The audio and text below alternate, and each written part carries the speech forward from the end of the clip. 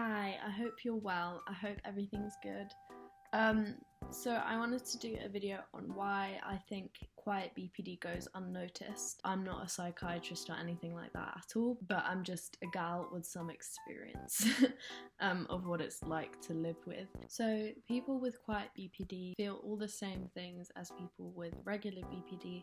The unsteadiness, the self-confusion, all the mood swings, black and white thinking, lots of those things like paranoia, all those BPD things we experience the same, except instead of exploding outwards, a person with Quiet BPD implodes, has their emotional distress on the inside. Why I think Quiet BPD often goes unnoticed or undiagnosed is because a lot of the time we mentally retreat. When we're feeling really low, we will mentally retreat by going deeper into our own minds, into our own heads. We'll hide what we're truly feeling to create the illusion that all is well.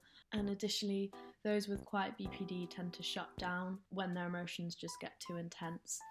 Instead of lashing out in anger, we're more likely to just turn off.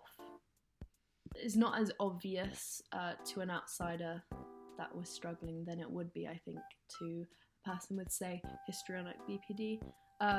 So I think that's the main reason why Quiet BPD goes unnoticed, is because we mentally retreat. So this video is going to be kind of short because that's kind of the main reason I think it goes unnoticed.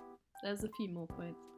People with BPD are often people pleasers. I think being a people pleaser is also what makes Quiet BPD go unnoticed, because I think we feel we would be attention seeking or too much if we were to be very candid about every emotion we feel, so we just kind of retreat, pretend it's all good. So yeah, I think that's a big reason Quiet BPD goes unnoticed, just because it's in the name, you know, we're more quiet. The names make sense. Yeah, I think a lot of the time we don't want to bother people with your difficulties, so we tend to isolate ourselves and experience the emotional torment alone.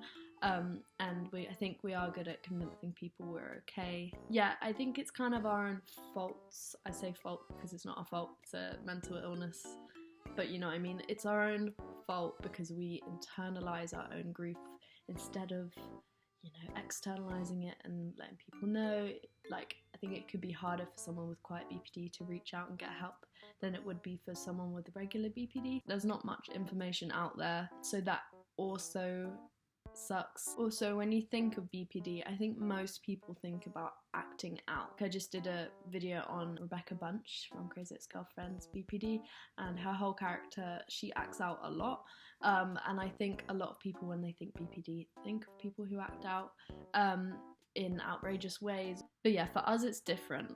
We still act out, but it kind of comes out in a way of just a little bit of attitude. But for me, if the emotion's all too intense, I just kind of have to leave the room and go sit in the bathroom, cry out or something. So again, we mentally retreat, and I think that's why Quiet BPD goes unnoticed.